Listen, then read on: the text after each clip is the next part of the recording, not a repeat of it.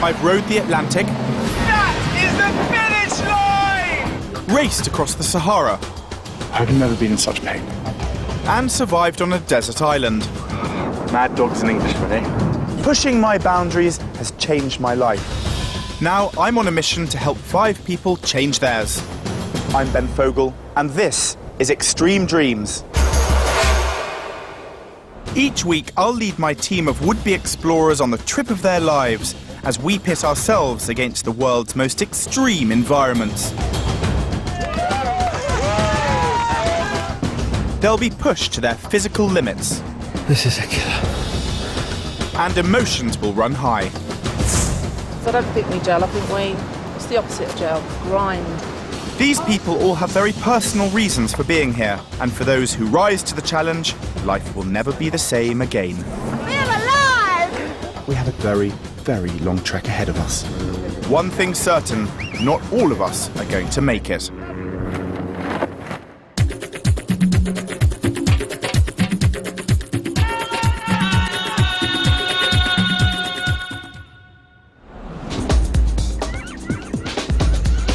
This week, we're trekking across a country with mountains so high, they're permanently shrouded in cloud and ice. Where sheer cliffs fall thousands of feet into deep, scorching valleys.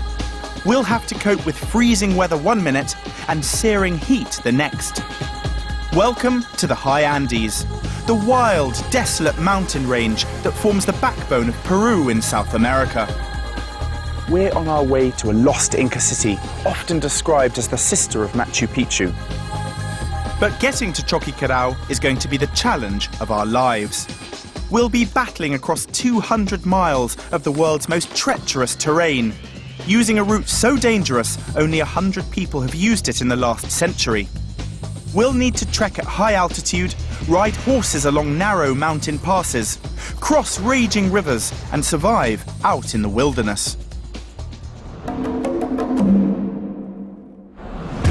The 5 wannabe explorers who've signed up for the trip have no idea what's in store. London-based Mia has just turned 40 and is a full-time mum to her 3 children. I'm not Superwoman, but I do a good impression. Francesca works in a Brighton call centre and models part-time. I'm very energetic. I've got a lot of energy, too much energy a lot of the time, and if you can't release that, you get it transfers to sort of anger and frustration, you get very agitated. Events manager Mark lives in Wimbledon and is a self-confessed control freak. I'm a perfectionist. There you go, I said it, yeah. I think that everything has a place and it should be in its place. Single mum Shelley has lived her whole life on the same South London estate and is desperate to get out and experience more of the world. I want to see me do stuff I've never done before. I want to see how far I can take myself without me breaking down and screaming, oh my God, what have I done? So I want to see how many days it takes me to say that. At 55, Howard from Leeds is the oldest member of the team. He's a market trader by day and stand-up comedian by night. Is my wife worried about me going? Now she's checked the policies, I think she'll be stood there waving me away. 5 very different people, but they all have one thing in common. They want to prove themselves on Extreme Dreams.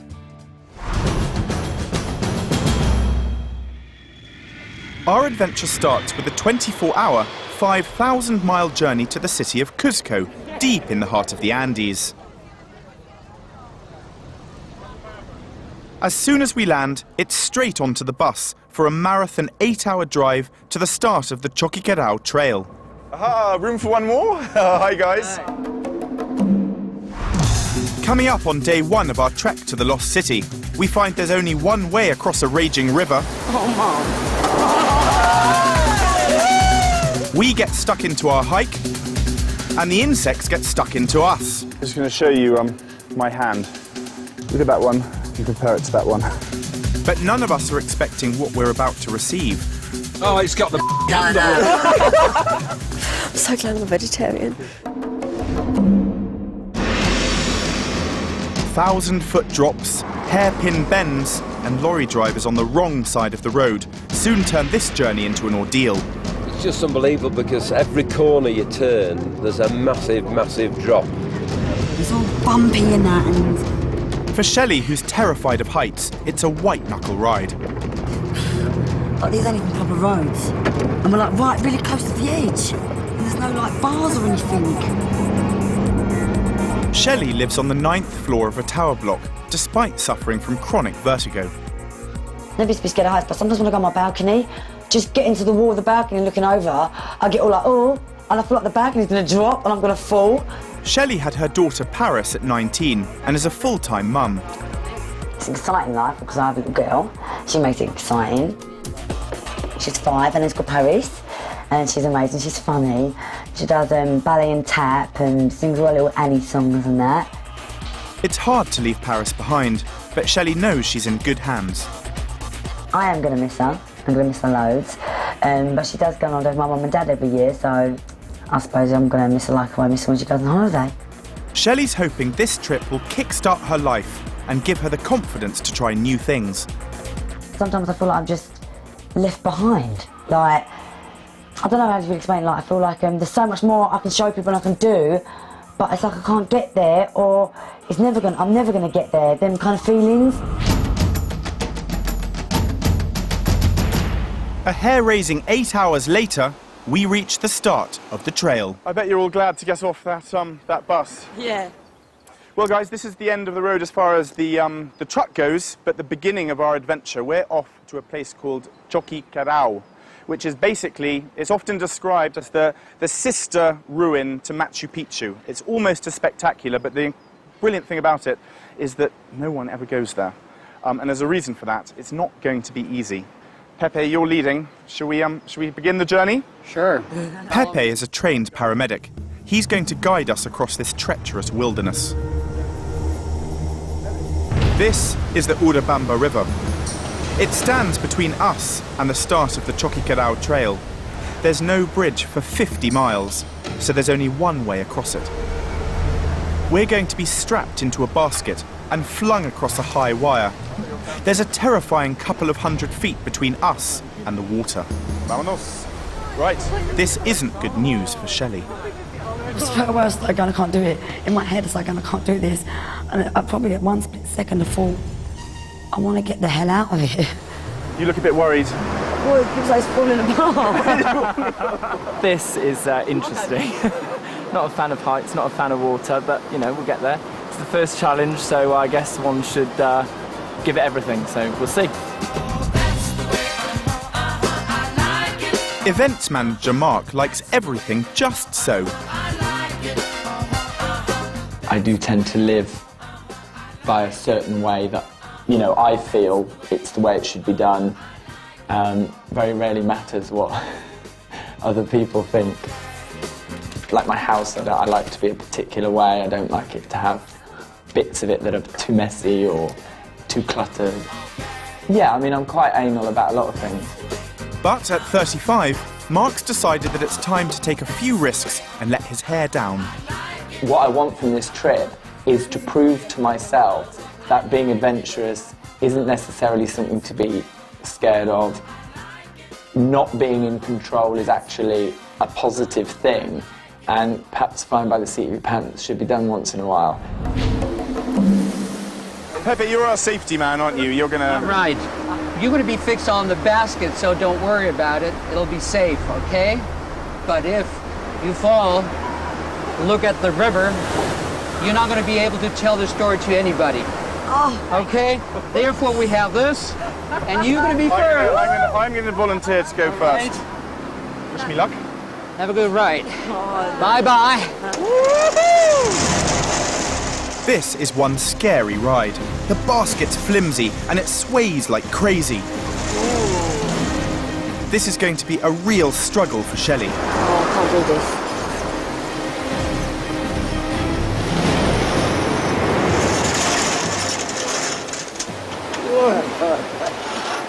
Gracias, señor.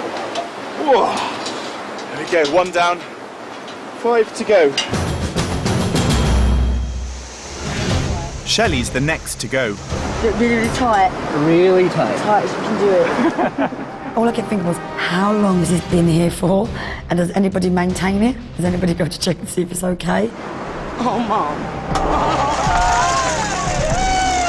just say if something happens, what my mum and my daughter at home, and if anything happened to me, I've left them behind. I just loads of emotions and thoughts were going through my mind, and all I could think was, I want to get to the other side, I want to get to the other side. If Shelley's this frightened at this height, I'm not sure how she'll cope when she sees the 1,000-foot drops on the mountain paths ahead of us. Well done. You okay? I do not want to do that again. Was it as bad as you expected it to be? Or worse, was it? When you're left in the middle and it's just swinging, and don't like none of that.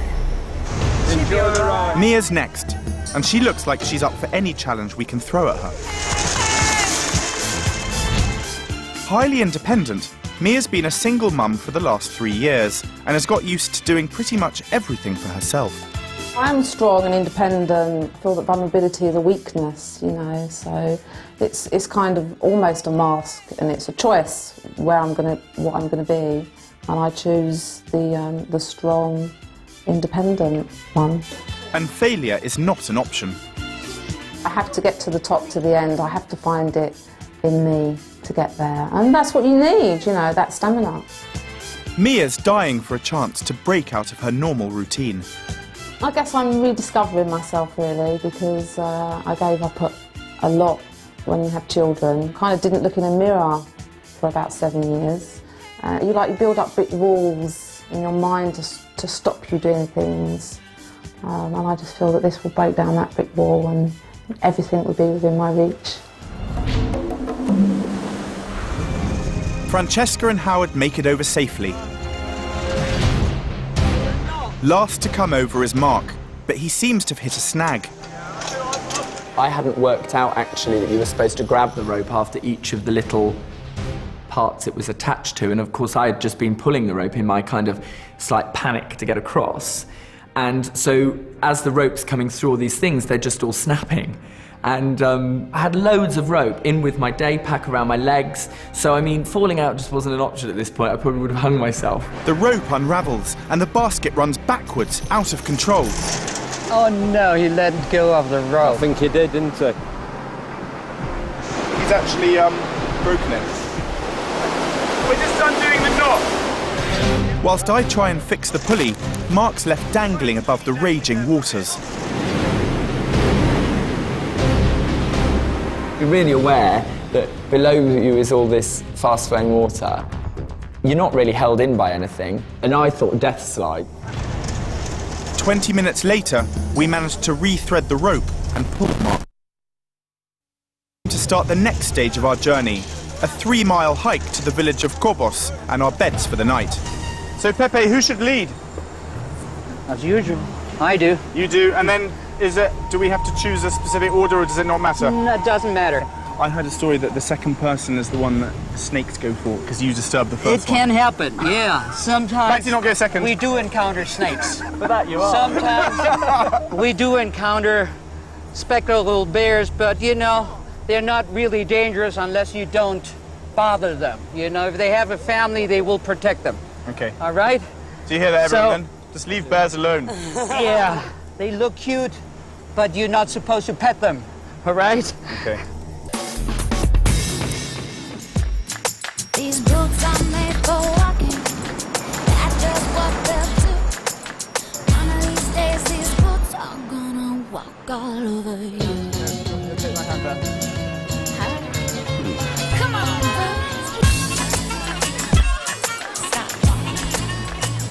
3 hours of trekking later, we arrive at the hostel.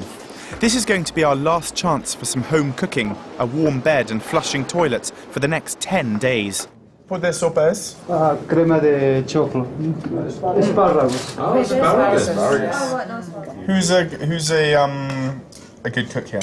I am absolutely useless. Totally and utterly. Embarrassed to say I am useless. But my wife's got a black belt in cookery. One of her chops and you're dead, you know. Howard is an old hand at cracking jokes. Good evening. Well, isn't it lovely to have a warm hand on your opening? Back home in Yorkshire, Howard regularly raises money for a children's hospice. I got down the A1 and the police car pulled me. He said, "Do you know you're doing 80 mile an hour, sir?" I says, "I didn't realise it. We've been following you for 2 miles, sir." He says, "Didn't you see our blue flashing light in the rear-view mirror?" I said, "I did." He says, "Well, why didn't you stop?" I says, "Well, 20 years ago, my wife ran off with the policeman. I thought you were bringing her back." My personality is up for anything. Give me a crowd of people and I'll stand up and be the #1 entertainer. Howard has worked as a market trader with barely a break for 40 years. I worked on the market since I was 15 years of age. My father died at 47. I was just leaving school and I was thrown into a market business. Because of that, I missed a lot of my younger teenage years because I was working every day on the market. All my pals, "Why aren't you coming out Saturday night?" "Can't, I'm up Sunday morning for the market." I felt very, very passionate that my father built a business and he wanted me to carry it on. Lovely. Yeah, there's some digestive biscuits, 200 grams, which will be all right for you. This could be the very thing that I've been waiting for, yes. It could open the door to my future as far as finding the real me.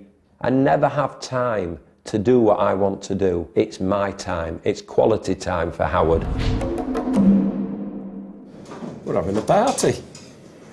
Well, I think I could curl up here. And So could I. You'll be first in for breakfast as well. Yes, that's very true, actually. That's a good idea, isn't it?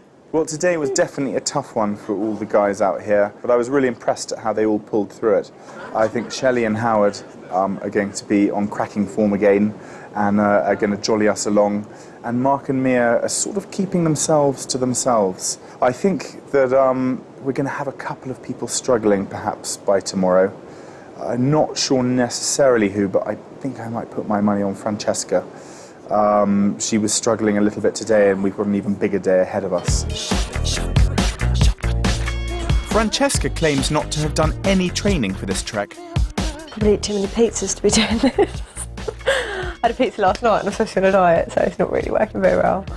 I don't think I'm unhealthy, very unhealthy. I do try to keep fit. I go to the gym now and again. Good. Part-time modelling is one of the ways that Francesca helps herself to cope with a hyperactivity disorder. If she isn't kept constantly stimulated, she's prone to angry outbursts. In the past, this has made it difficult for her to make new friends and work in a team. I think this trip's going to help me because it's going to make me spend time with people and make me rely on people instead of going, well, don't like any of you lot, I'm going to do my own thing, because you're just not going to be able to do that there, are you? Francesca wants to prove that she can do a trek like this, despite her problems. I'm excited about the challenges. I think there's some parts where I'm going to be on the top of the world because it is going to be really busy and really exciting and new things all the time, and that's me at my best when I'm like that. But it's also going to be no plans. I'm not going to know what's going to. I'm not going to be in control, and I think I'm going to find that quite stressful. Coming up on day 2 of our trek to the Lost City, we go up and the rain pours down as we begin our steep climb to Choqquequirao. The team begin to feel the strain, and as darkness falls, we still haven't got anywhere to sleep. Oh, I'm not sleeping on that.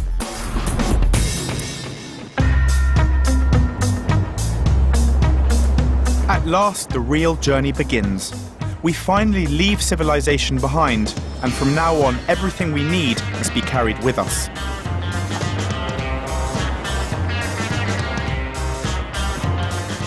We're picking up a team of mules, led by their Peruvian wranglers.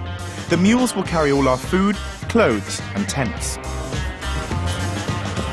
Today, we face a 10-hour trek to our first camp, high in the Andes. It's a massive 9-mile hike uphill. When we get there, we'll be nearly 4,000 meters above sea level.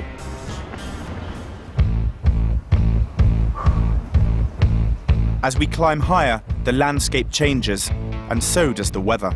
I think all of us, you know, no matter how much you like the outdoors, it's a little bit of a downer. So I think everyone's just trudging on today. When we did the first walk, I was knackered in about 7 minutes. I couldn't breathe. And it was all uphill, and I thought, I'm going to die on this trip, I think. Only 700 miles to go, we'll be there soon. Oh, but if it's all like this, I'm going to be dead. Everything was just hard straight away. Like, I walked 10 minutes up this rockery, like, stone hill thing to start walking up the hill. And already I could feel myself, am I going to be able to do this? To successfully complete our next challenge, we have to reach camp before nightfall. But the constant rain is slowing us down. Luckily, our guide Pepe has something up his sleeve that'll speed us up. A large bag of coca leaves. And the back. We're going to actually put them in our mouths, is that right, Pepe? I don't know if any of you have tried coca leaves or you know what they're for. It's basically it's going to help us alleviate the altitude sickness and takes away hunger. Used to make cocaine, chewing the leaves acts as a mild stimulant and should spur us up the mountain. Apple sexy Dixie with a gotcha. Pepe even blesses the leaves, but it can't disguise their bitter taste, and I'm not sure they're going down well with the team. It's kind of musty. Yeah, got a real like tang to it. Very nice. All right. Always blessed. Let's carry on. Most of the trek will be at punishingly high altitudes. We've now climbed to 3,500 metres, which is over 3 times as high as Ben Nevis, Britain's tallest mountain, and the team start to feel the effects of the thinner air. I feel like I can't breathe, so I think that's the altitude. I just feel breathlessness. I don't feel tired, I just feel like that I can't breathe. But I suppose if I just breathe in slowly, I think I'll be all right. So, Pepe, 3,800 metres here. Yeah. Is that about the height that we're going? No, we're going a little bit higher. A little bit higher? Yes, we will sleep a little bit higher. And bearing in mind it's 5:30, are you confident we can get there before nightfall? Well, we still have another 40 minutes to go. Okay, I think we better get marching. I haven't even got my torch out. No, right. Pepe keeps us going relentlessly, but as well as the altitude, there's one more thing to contend with. I'm just going to show you my hand. Look at that one and compare it to that one. That's what the insects have done. It's totally and utterly swollen up and I can't actually close it now. The joys of trekking in Peru.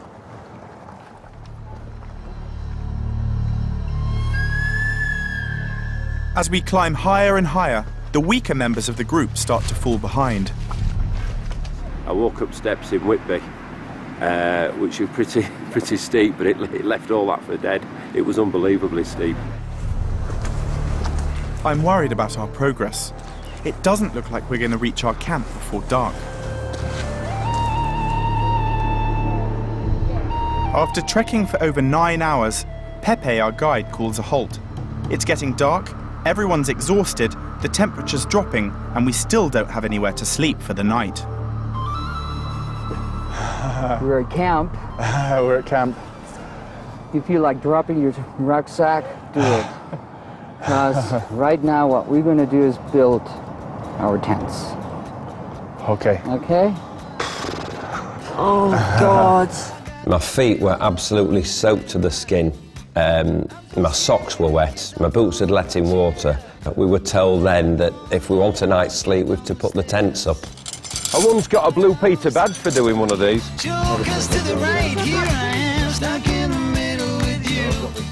Pepe throws us 3 tents, and it was like, oh God, you know, no, I don't want to do this right now. This challenge is tougher than it looks.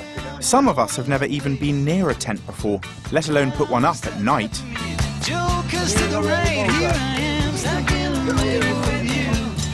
And I looked at Francesca and Francesca looked at me, and it was quite clear neither of us had a clue about what we were going to do. I've lost my sleeping bag.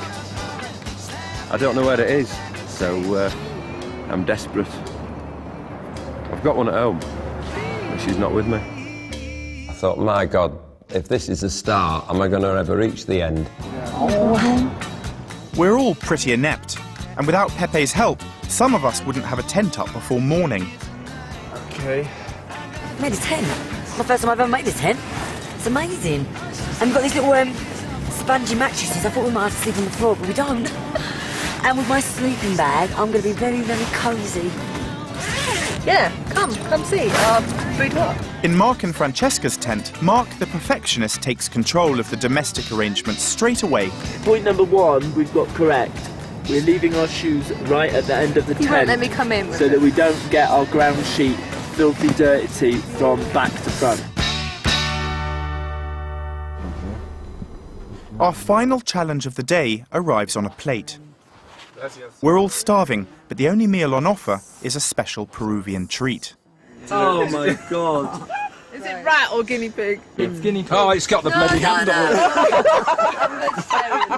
it. When my kids were young, we had guinea pigs as pets, and they brought this plate on, and its face was looking at me like this. And the first thought reminded me of my mother-in-law.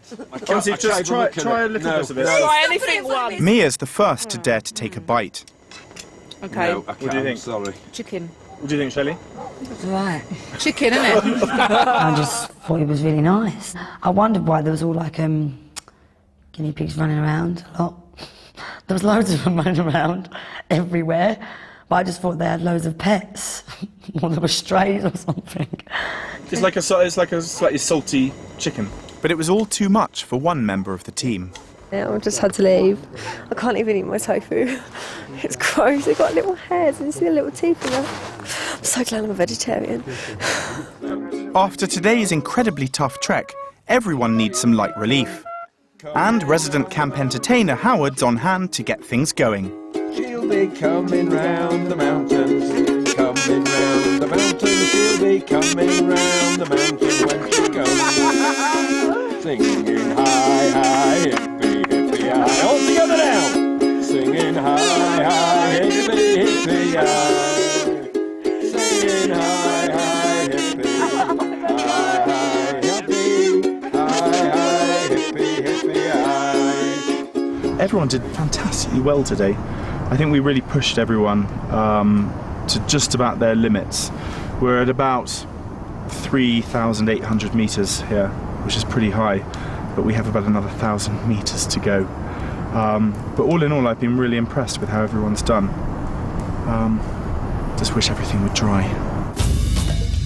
Tomorrow, we face the highest climb of our lives, and serious altitude sickness kicks in. No breath at all. My heart's banging. Shelley is almost overcome with fear. You're doing brilliantly. Oh my God, there's your button view. Don't worry, I promise you I'm fine. Look, I'm going to go here, and then you just come around there. Francesca's stubbornness puts her life at risk. Francesca, stop. You can get really sick. I don't care. It's making me sweat. Well, I do care. I'm responsible. And she's saying to me she can't see the road in front of her. I mean, that's just nuts.